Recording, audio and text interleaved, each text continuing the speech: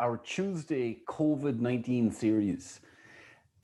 For the last 2 to 3 weeks, as coronavirus came on the horizon and then came into reality for day-to-day businesses, we've worked a lot with accountants in the whole area of dealing with the technical issues and dealing with the client issues.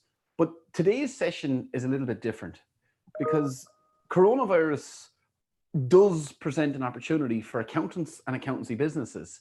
So today I'm joined by Carl Reeder, an internationally acclaimed accountancy firm owner, but also a business advisor, a multi-published author with another book in the pipeline. So Carl is going to share with us today his insights into coronavirus. We're going to look at, well, the short term. What should we be looking at now, and what are other people looking at now? But then also looking at, well, what does the future look like? And Carl is going to share his expert insights as a firm owner, as well as a visionary and a significant influence in the accountancy profession. So first of all, I just want to welcome Carl. Carl, thank you so much for coming on with us today. No, Des, thank you so much for inviting me. It's an absolute privilege. Carl, I see you're working from home. That's not your normal domain. So like a lot of the world, you've got a slightly different backdrop today than what you usually have. Yeah, so I mean, to be fair, I actually work. I personally have worked from home a lot more than my team have, but it's been a change for all of us, hasn't it? For me, I would normally be out and about because I'm a people person. I like meeting people face to face. But yeah, I'm stuck in this little sort of back end of my house makeshift home office. Excellent. Carol, what are you seeing happening out there, and what are you seeing that the focus should be? I kind of have described this, that the first couple of weeks of coronavirus, we're dealing with the shock and the implementation, the remote working, the dealing with the clients. I think the first wave has now passed by, and we're kind of in the eye of the storm here at the moment. As people emerge now and begin to look and really assess their business as accountants, their clients' businesses and what they need, where's the starting point, do you think? Okay, so that's a very broad question, so I'll try to cover off every part of it. At first, you asked sort of where we are, and I think you're absolutely right that we've gone past the initial fear and panic now. At least I certainly hope. I think that for me, this process for accounting firms can be broken down into 4 key areas. So the first area was fear and panic. And fear and panic really kicked in, I would say, the second week of March. And the second week of March, the reason I say that is it was my wife's birthday. We were out and people were coughing near us. And you know what? It twigged in our mind, do we want to be sat next to these people that are coughing? And that's the first time that we've ever been conscious of an external health issue that could be transmitted in the same way that a virus can. Normally if it's a cold or flu, you wouldn't think about it. But that's when the reality hit. I also had a speaking slot. Funnily enough, my last speaking slot that I had done, and there were hand sanitizers around, and the conversation was all around the virus. It was around how long are you washing your hands for and so on. So it was at that point that the fear and panic kicked in, and the UK measures certainly took place at the end of that week, start of the next week. And accountancy firms have been in that stage, I would say, for about 2 or 3 weeks. We're now hitting the point of reflection, of empathy, and of being there for clients. So, as you say, in the eye of the storm, the worst has happened insofar as the stock markets, insofar as the economic shock and so on. We're now at the point of being able to calmly reflect on what's happening and making sure that we help our clients as much as possible. I think we've then got the next stage, which is going to be a slowdown. I think that slowdown will be the natural impact of the lockdown and the fact that businesses have stopped trading. And then afterwards, we've got to deal with the growth and the resurgence, because whilst this is being called a recession, it's being referred to as a recession in the media. It's not like every other recession, in that the economic fundamentals before we went into this were actually pretty sound. We were in a pretty good place. It wasn't like 2007, 2008, where the financial institutions were carrying a lot of bad debt and overinflated property markets and so on. Instead, the fundamentals were good, but it was an external event, what is known as a black swan, that caused this. And it's probably more akin to a wartime scenario where the announcement of war's taken place, the fear and panic has subsided to some extent. We're now dealing with the fallout, but there should be a resurgence coming up in, I don't know, maybe 3, maybe 6, maybe 9 months. We don't know how long this will be. Yeah, I like that. Fear and panic, reflection and empathy, slow down, growth and resurgence. It's very, very clear, very succinct.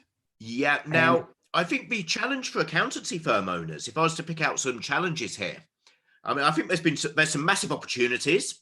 However, the challenge that I'm seeing is that firm owners haven't necessarily correlated that the slowdown is going to happen.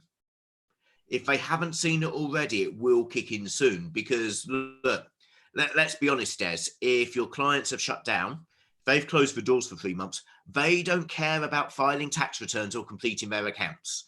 And we're going to find what is already a fairly seasonal business is going to have the seasonality enhanced.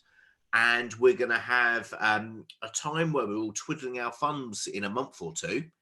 And then we're going to find huge workloads, as that work actually needs to be done at some point. And that's the big alarm bells that's ringing to me, but I don't see others are necessarily reacting to. Yeah, we've talked about this with our Profit Pro members, that it's looking at how this short term is handled, because the same work is going to need to be done, and maybe there will be an adjustment of tax deadlines, but I'm not sure whether either the UK or the Irish government will really want that. But there's going to be this massive amount of work to be done. We're seeing some people now where, as part of their, and I know the UK furlough plan, the Irish subsidy scheme are different, but just factoring in things like annual leave, like you don't want everybody coming back, and now we're going to have a huge. So let me share what we've done in our firm. So I can talk in more detail about my firm, and I can talk anecdotally about other firms. But we furloughed, I'm going to guess, 20% of our staff. The reality is that might need to be closer to 30 pretty quickly. That might need to even go up to potentially 50, depending on how intense the slowdown is. Rather than the details of when we're furloughing, the important thing here is we've been very clear on the groupings of staff members that need to be furloughed, and we're able to move quite nimbly. We've made all staff members aware that it's a process we're going through. And to begin with, we started with, from a remote working perspective, very non-core staff. So what I mean by that is our receptionist, who, yes, she could be redeployed, but actually her job is genuinely not needed in the same way because there's nobody walking through the door. One of our new business executives, who was focused solely on new franchisee recruitments. Franchise recruitment has slowed down across the UK. So she had been furloughed. And the most junior apprentice who needed pretty much day-to-day hand-holding.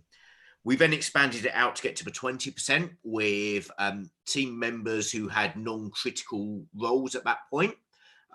Critical, not being critical insofar as business as usual, but critical insofar as can they help our clients get through the next 3 months and keep the lights on. So that's really how we're looking at it. Now, other steps that we've taken, we've mandated that our teams take at least half of their annual leave before the end of June. So they're all required to take half of their annual leave provision between now and June. What that does is it means that we're not so impacted when things get busier afterwards. Because the natural temptation for team members is that, you know what, they don't want to go on holiday at the moment because they're just going to sit in the garden like they can do at weekends. Let's save it up till July or August and have a holiday in the sun. That's going to cause us some massive pain in our business. So we've had to limit the risk of that. We've also made sure that, Ben and I, the two co-owners of the practice, we've decided effectively to furlough ourselves in terms of payments. So whilst we're doing more than we have done for a long time, we've reduced our own payments to 80%. The reason that we've done that is not so much from a cash flow perspective, because the reality of the pounds and pence of that is it doesn't touch the sides of our business and our usual cash collections. Our dividends are minimal, really, but it gives the right signal of intent. If ever a staff member asks us what we did, or if we ever need to go to the bank to ask for extra funding, we can hand on heart say, look, we followed what people across the country have done. So they're the steps that we've taken initially.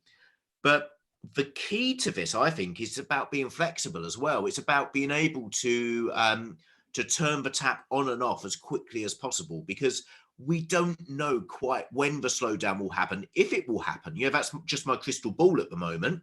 And we don't know how long this will stretch out for.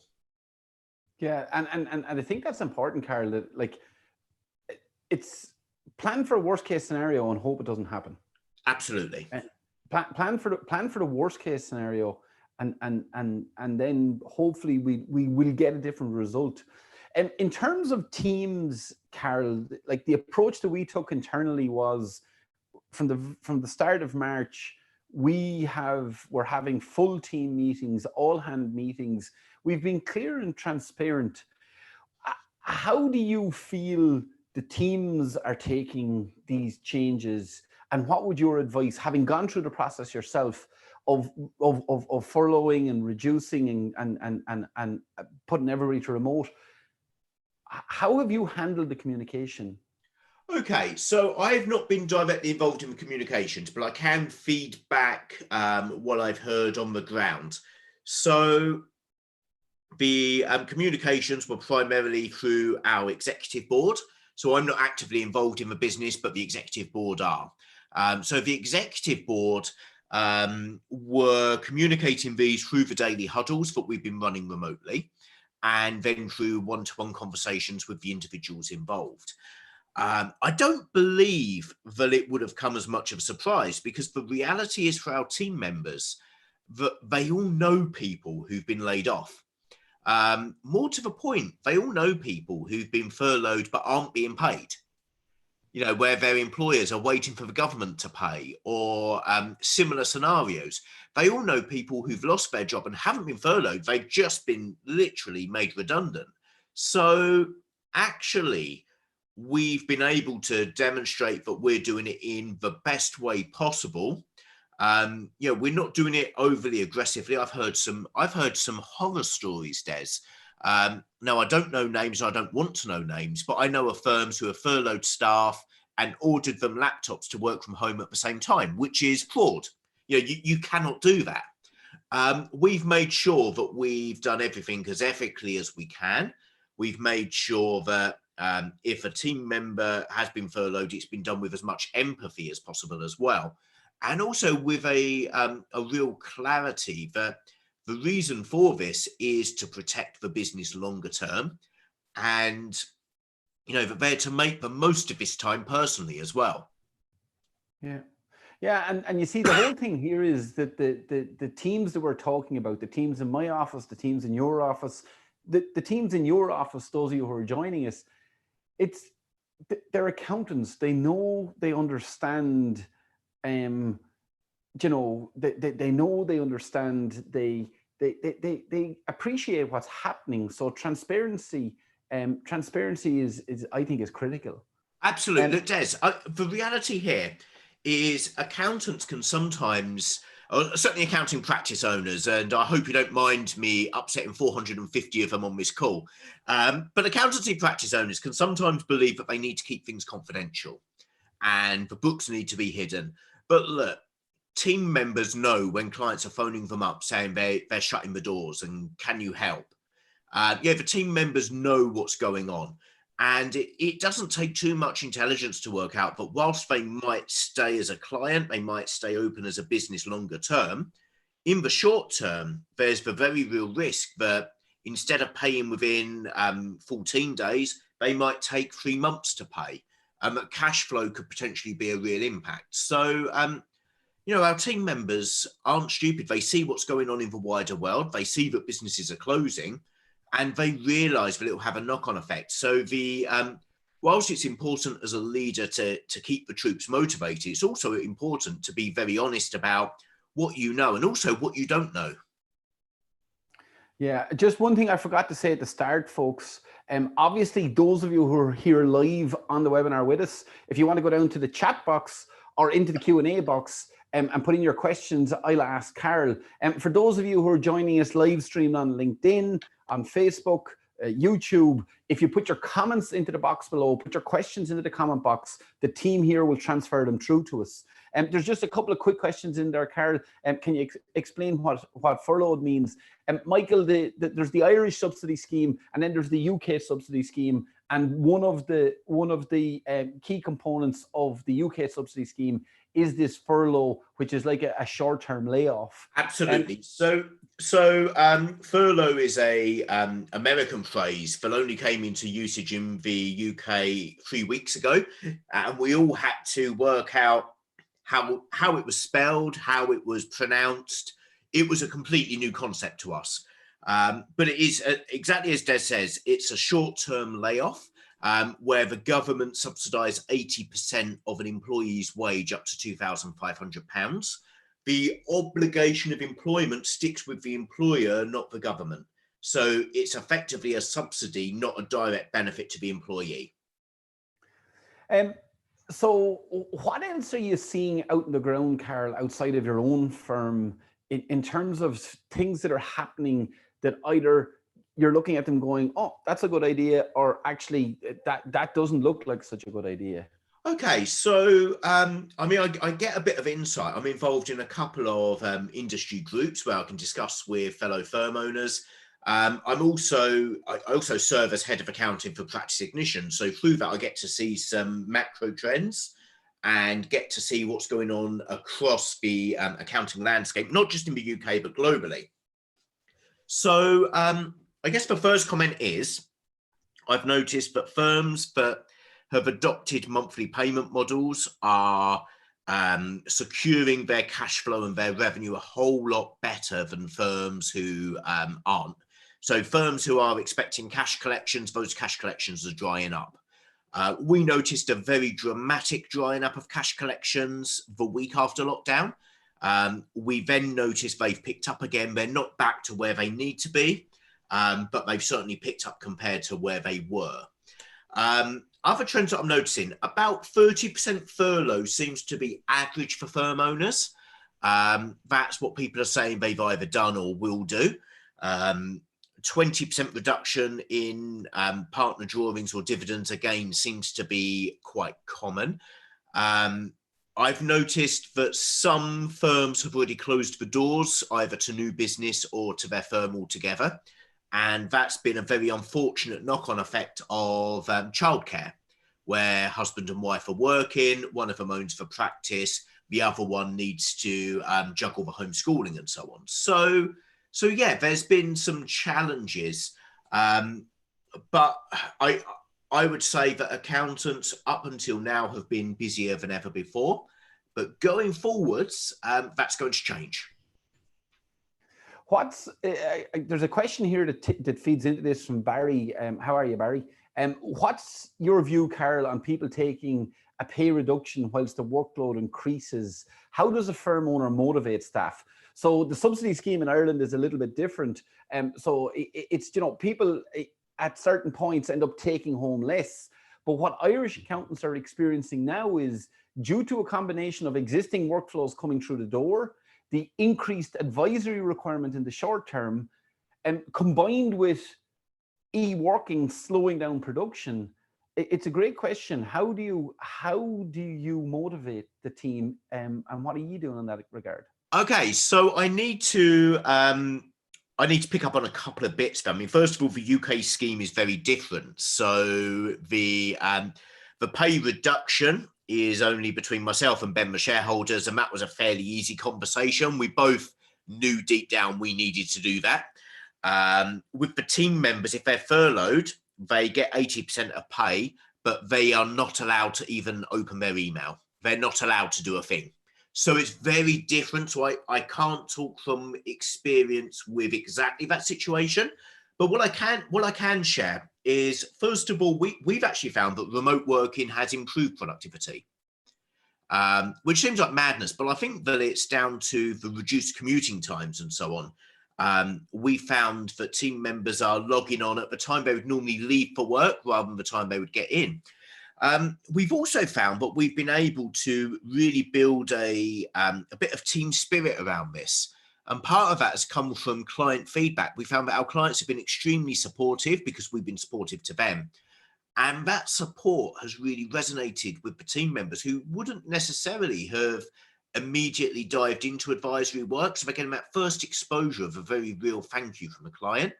And it's actually the higher stuff that's motivating them rather than the pay packet right now. Where does that leave us in 12 months' time? You know, that's the big question, because maintaining a wartime team spirit is going to be very difficult. So I guess if this is all over and the lockdown is relaxed within 4 weeks, which is best case scenario, we'll be okay. But if we carry on for, let's say, 6 months, it could be very different. Yeah, I don't think anybody is, and I know I'm all for forward thinking in scenarios. I haven't got to 6 months in my scenarios yet. No. I've got to 3 months. A question that keeps being asked, Carl. So team costs are not going to drop. Okay, operating costs are not going to drop. For accountants, they're not. But yet our businesses and business owners are going to be smaller and maybe under cash flow pressure. So inevitably, there's going to be this focus on fees and downward fee pressure. Absolutely. So what's your thoughts on that? Yeah, so our worst case scenario planning is for a 25% cut in turnover, despite the fact that we've not lost a single client yet. So that's our worst case baseline projections that we're doing. And what's happened is, by doing that, we've got an end profit figure that we need to make. And that end profit figure is made up of MBO debt repayment plus the dividends for myself and my co-shareholder to maintain a quality of life, so not taking out anything over and above. So what that forces us to do is to say, right, this is the profit we need to make because it pays for household bills and the MBO repayment. Here's the worst case turnover. How do we fix the bit in between? How do we fix the costs of the business to make this equation work? And surprisingly, we actually made it work. But we had to think of things like, do we need an office? Do we really need to be spending a 6-figure sum on physical offices when we're just as productive remotely? We thought about, do we need to look at our software subscription? Do we need to go back to a guerrilla marketing campaign like we used to do, rather than spending 350 grand a year on marketing? We were thinking about all of the big items in our P&L. Do we need to spend those? And what it's done is it's really helped us sharpen our views on what we need to be spending as a business. Now, the reality is that we probably won't have a 25% cut in turnover. I believe that an average case scenario for us, given our growth rates and what we typically take on organically, is we'll probably flatline. So we've done growth as usual, flatlining as a reasonable case scenario, and then 25% dip. Flatlining is, I believe, the most likely of the three outcomes. I don't believe we're going to continue growing as we have done in the past. But we are planning for the worst case of 25% dip. We're also planning for the worst case of working conditions and cash flow, which means longer lockdown and so on, so that we can, at the drop of a hat, get extra funding if we need it and so on. We're making sure that we plan for the worst, but we're acting and going out with intention for normal to best case. Two quick questions. When you talk about 25% revenue drop, are you splitting that 25% into lost clients, reduced fees, or are you just taking that as one lump figure that is a combination of both? We're taking that as one lump figure. Okay. Yeah. So normally our churn rate as a practice would be, it's been higher in recent years because we've noticed clients have become more transient, but it hovers around 8%. We believe that there is a risk, not necessarily a massive risk, but a risk of that churn being increased, but also there being potentially downward fee pressure. Carol, I have to be careful what I say, because we've got however many, we're heading for 500 on the webinar. I don't know how many are watching online and live, and I don't know how many are going to watch the recordings.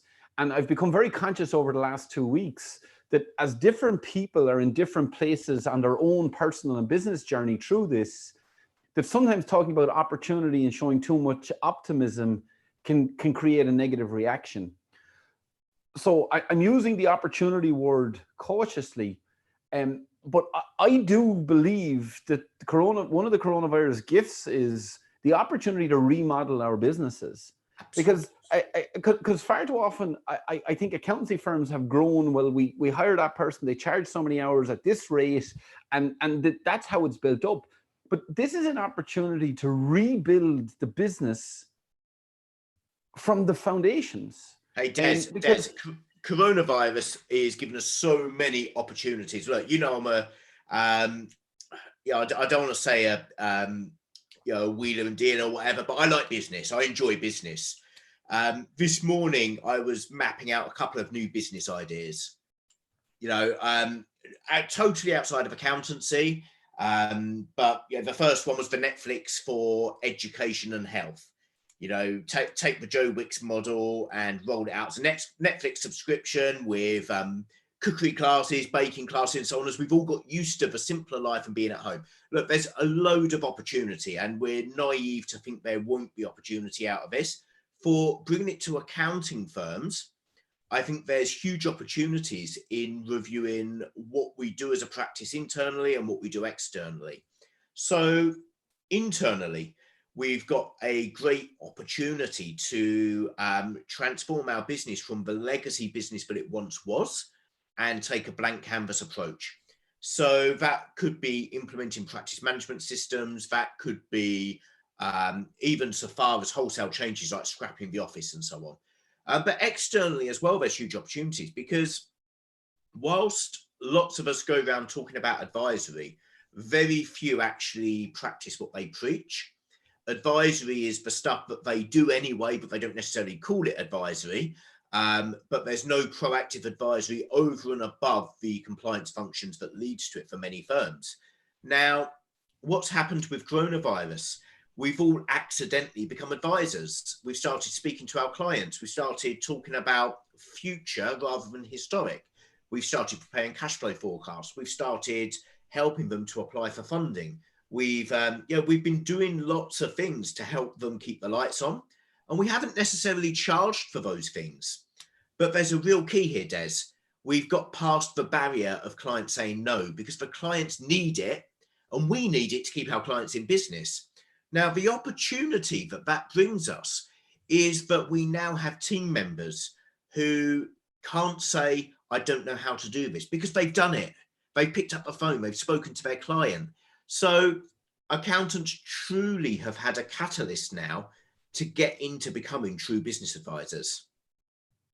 Yeah, you see, and I've always believed that accountants were the advisors of choice, that accountants were the people in the position. But the advisory conversation, part of, I think, what's happened over the years is accountants all believe they give advisory because that's the chats, that's the value piece. But there's two pieces around advisory. It's about putting a structure on it. And that structure is, there's twofold. The structure is to keep the firm delivering the advisory on track, and then having the structure to keep the client on track. Because when it's not a process, it's just ad hoc, it doesn't get the results. Once you put it into a process, you get exponentially better results, more tangible benefits, and a service that you can actually package and Absolutely. bundle. And firm owners have got the great advantage of a slowdown that's coming up. There will be a slowdown in a couple of weeks. I don't care what anybody says. There will be a slowdown. There will be a point where the client phone calls about how do I claim my government grant or whatever will dry up, because it's very time bound, very intensive. Now, I mentioned, but we've got time to focus on both internal and external stuff. The external stuff is the advisory, but we can build our internal systems to facilitate us doing this and to commercialize it. Yeah. And part of I think what advisory is confidence. Mm. Like if you look at the firms who do advisory and truly do advisory, a lot of it comes down to the confidence of one individual at a point in time. And I think every accountant can do it. And this, what you've just said, every accountant has demonstrated their advisory capabilities over the last 2 or 3 weeks. So now it's just a question of maintaining the momentum and that confidence and rolling it out. Absolutely right. Now, I think that this brings us very nicely, Des, into I guess, a view on how the practice landscape is going to change after this as well. Because I think that there will be some legacy old firms who still don't allow their team members to have true engagement with their clients, and it's still very partner-led. I believe that they will be suffering through this because the partners will be working harder than ever, but the team members will have less and less work to do. But there will be some boutique firms who have really stepped up. And I think we're going to see an evolution of the type of firms that are succeeding. And it's the stuff that we could see happening before. It's just we've now got an external catalyst to really drive through these changes. Yeah, because people often ask me like, well, what does the firm look like? And I describe the firm as it's an accountancy firm. They've structured how they deliver their products and services. You talked about, one of the biggest, most notable differences for me over the last 3 weeks, Carol, is when I have Zoom calls and I have either groups of accountants and everybody's looking at me, or I'm dealing one-to-one. You mentioned about DDs and people are collecting by direct debit rather than the historic old retrospective billing model that they've got to build up a debtors. Those people who are on DDs, their experience of this is fundamentally different. So technology-enabled firms, ability to interact, like, every accountant in the world has heard about the cloud accounting model. It's not actually necessarily going to be this fundamentally different firm. Like, I have personal beliefs around the subscription model. I have personal beliefs around embedded advisory. I have personal beliefs around levels of advisory in terms of the basic fundamentals, but then more advanced advisory. But a lot of these firms exist out there at the moment. So really, coronavirus is a catalyst. Yeah, firms will change, but I think it's a catalyst that the middle market is going to need to move forward or be left behind. Absolutely. So I think it's very similar to Making Tax Digital here, and how Making Tax Digital had really ramped up the adoption of online accounting. Online accounting wasn't new. We were doing it back in 2002. We were Xero's first partner outside of New Zealand in 2007. We were, I think it's safe to say, ahead of the curve on that stuff. But the reality is that the mass adoption only took place when Making Tax Digital became real, and not just an announcement, but actually it became oh my God, this is really happening. Okay. Now, unfortunately, as a profession, we tend to need external catalysts to really drive change. And I believe that this is another one of those external catalysts that is going to drive change in how we do things. Can only be a positive thing, Des. Yeah, well, it's changing everything. It's changing, it's not just changing how we operate. It's changing how business happens. It's changing how people interact. It's changing people's values. And it's not that it's changing their values, but it's uncovering people's values as firm owners, as accounting firm teams, business owners. And I think something that you said in there, Carol, the change process. Accountants don't need to be told that change is not their forte. But what I just see now is really a time to lean in, a time to lean in and decide. Well, a little bit like you, Carol, start with your blank sheet. Well, here's the profit that we need and want. Here's where we believe our turnover is. What goes in the middle? Well, now is the time to take a look at our entire business and our entire firms and say, okay, what's in here that's absolutely working? Here's the bottom line result that we want. And here's what we want to be and what we want to deliver. And this gives us the freedom to make decisions, to cut out the bits that aren't working and move to the model that we know does work. Definitely. And I think, look, we need to be conscious, and this might seem a bit blue sky or whatever the phrase is now. This might seem a bit out there, but we need to think about what the longer term impact of this virus is on society as well. Because I think it will impact the way we do things and the way that we as humans act as well.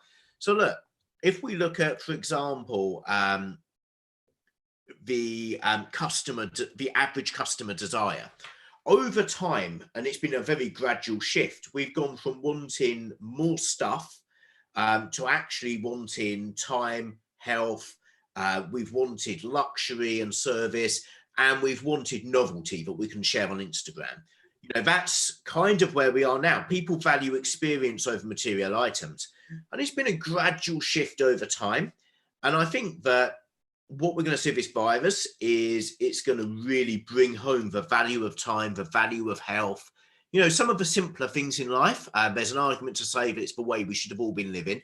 But I think that, you know, regardless of how well put together you feel you are, how well your mindset is adapted to this stuff, we've all been anxious about this. We've all had fear. We've all looked at this virus and thought, oh no, am I going to catch it? Am my family going to catch it? We've all, you know, so we've all been through panic and fear. We've all been through a state of acceptance. And I believe we've all been through, to whatever extent, a state of growth as well. But as a community, as a society, as a whole, we're all going to change afterwards as well. And I think it's really important to remember that what our clients want when we come out of this might be very different to what our clients wanted when they came into it. They might value different drivers, and we don't know what those drivers or levers are going to be. You see, but Carol, this is looping back to your earlier point around advisory, right? So we can't say for definite what business owners are going to want at the end of this. There's a couple of things we can say for definite. Some of the things we can say for definite is businesses that are online have fared much better through this than businesses that are not online. Yes. So every business owner in the future is going to want or should focus on developing some form of online capabilities. Now, with developing online capabilities, there becomes structures and processes. And I think accountants, you know, need to be conscious of that. Now, the fundamental thing here is the fear. So the fear, there's an awful lot of business owners around the world now who are wishing they had done things a little bit differently. They're wishing they had listened to their accountant, their CPA, whoever it is. And, you know, the accounts and the statutory work that needs to be done is still going to need to be done. But I think this has opened every business owner in the world now, whether they make this through this or not, there's going to be businesses and there's going to be growth when this is over. And so there may be new businesses. Absolutely, because this comes back to the core thing that I mentioned, Des. We went into this with sound economic fundamentals. We haven't gone into this in a state of recession. It's a recession caused by a black swan event, not a recession that was bound to happen and something tipped it over. So from that perspective, it's reasonable to presume that there will be casualties, but those casualties in business will be replaced over time.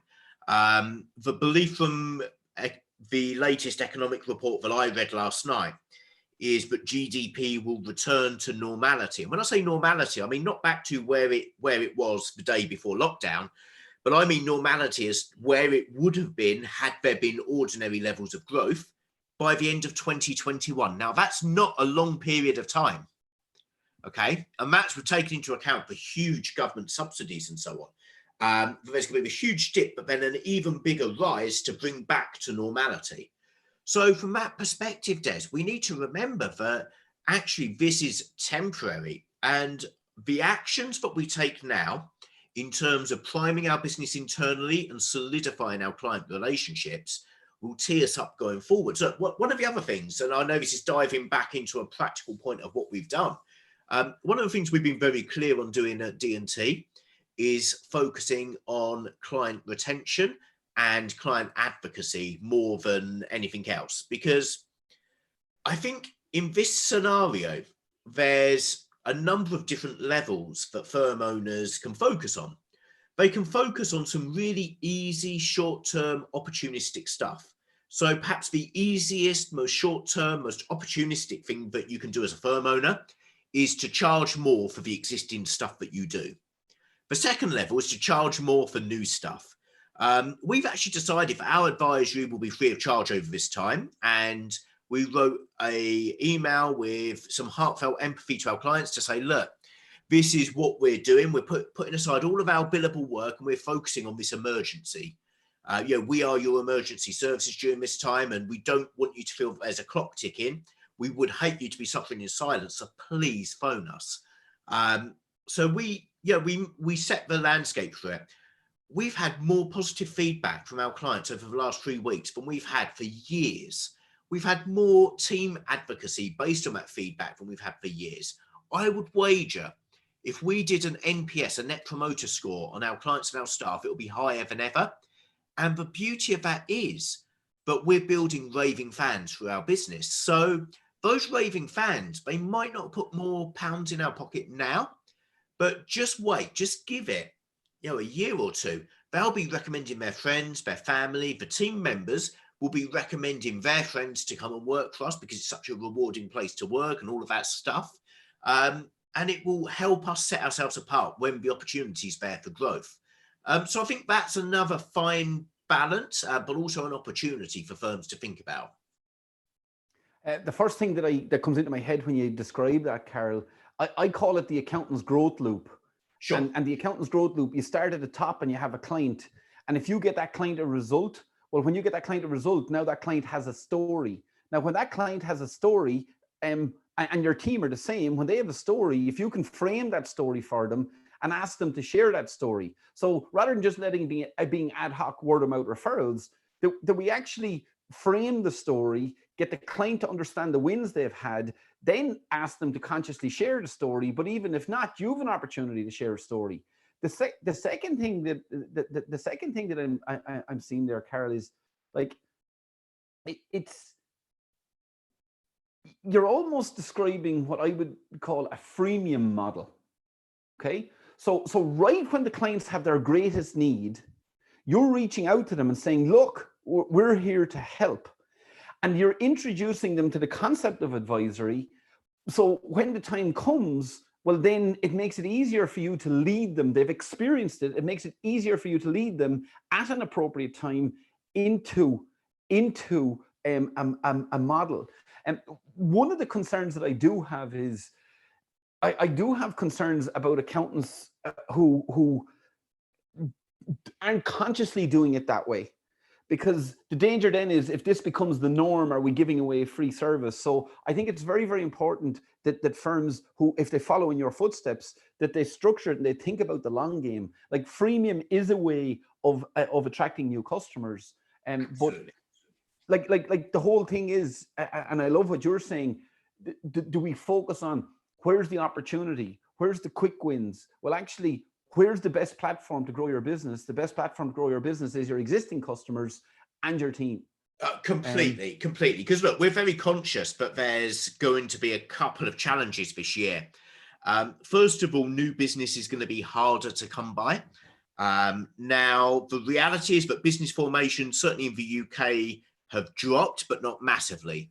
There's still a tremendous number of businesses being formed every day, and those businesses are being formed with new directors, so they're not just Phoenix companies. So that's a positive. But yeah, we specialize in franchising. Franchise recruitment's going to take a hit. So anything we can do to make future recruitment over the next year easier is a plus for us. And we found that our franchisees that we're working with have reported back to their franchisor about how we've helped them so much. So that increases the advocacy amongst our referrers as well, which is critical.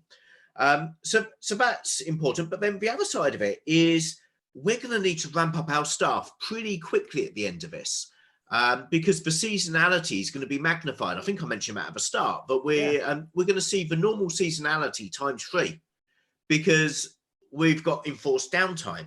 Now, that means we're likely to have to recruit staff at the end of the year.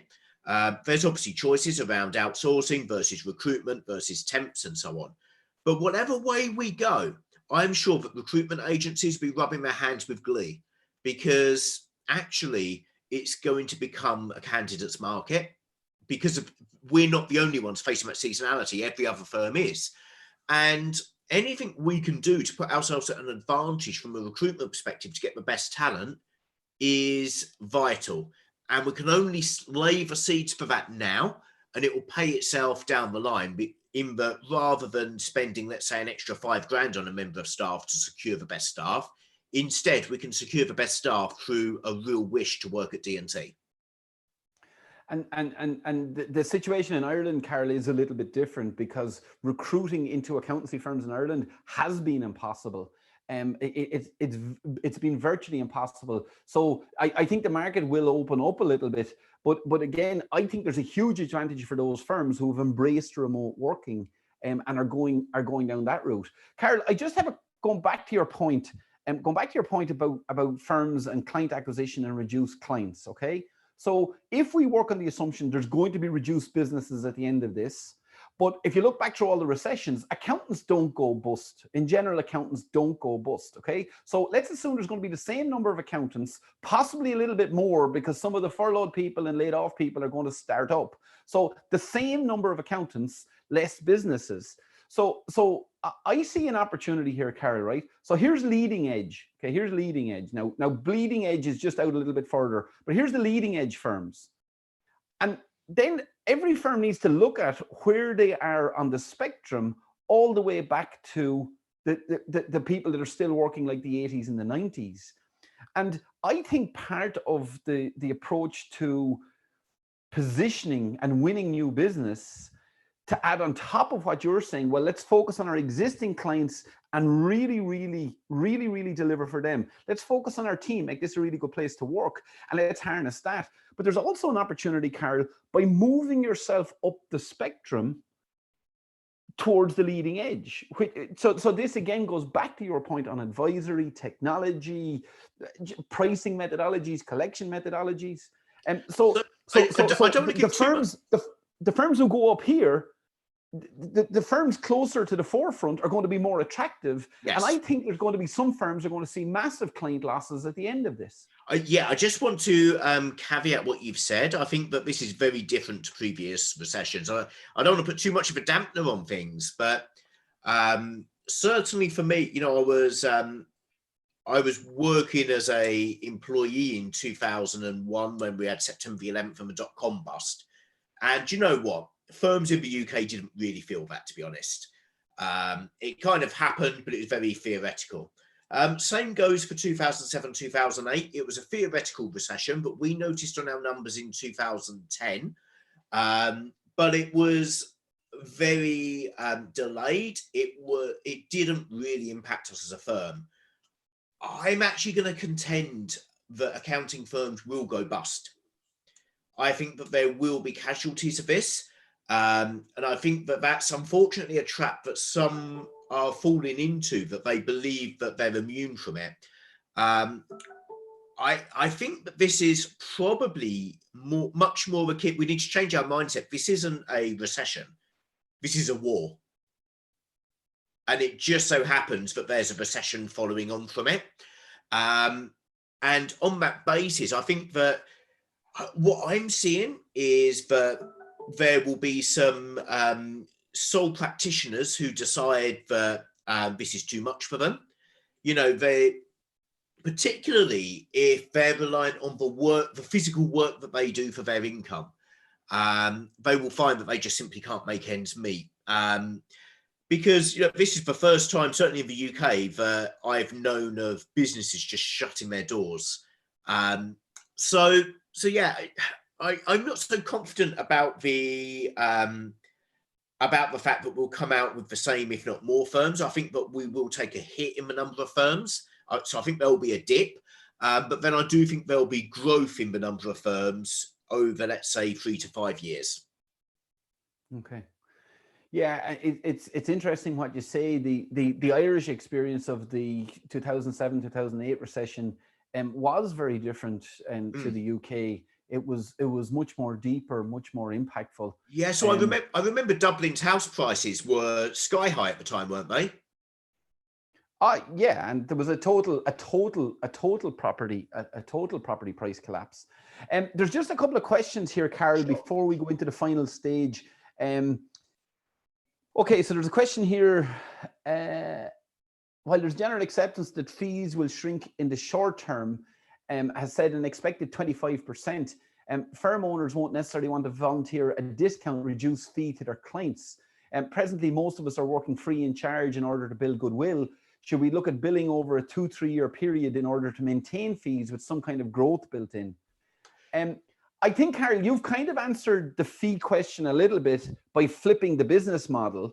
And it's not that we're saying there's not going to be a discount in fees, but there needs to be a reassessment on a client by client basis.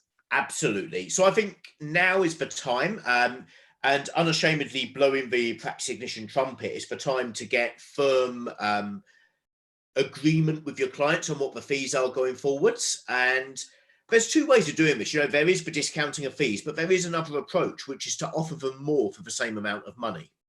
So, there's quite a valid proposition of saying, look, we really appreciate your business. We're a business too, and we can't absorb any discounting of our fees. However, what we would like to do is to extend an offer of a free of charge short-term cash flow projection or something that helps them stay in business, but can be a very real win-win. So there's the 2 options. You can discount your fees. I'm always hesitant about out discounting because it implies that there was that wiggle room in your fee anyway, or you can offer more services as a value add. So yeah, in terms of where the 25% comes from, I'm seeing that primarily as churn rather than discounting. Okay. There's a couple of questions in here in relation to audit and signing off audit reports. We're not going to go into audits today, Pádraig. We did a financial reporting webinar. It should be in the resource center there for you to see, which dealt with the signing off of financial statements and audit reports. And we do have a dedicated 1-hour technical webinar coming up later in the week, which will deal with that. Des, you can see the relief on my face, but I don't have to answer an audit question. So Carol, your final 2-3 points of wisdom. What, if you're talking to the accountancy firm owners that are on with us live now or watching the recording, what are your 2-3 pieces of critical advice for them right now?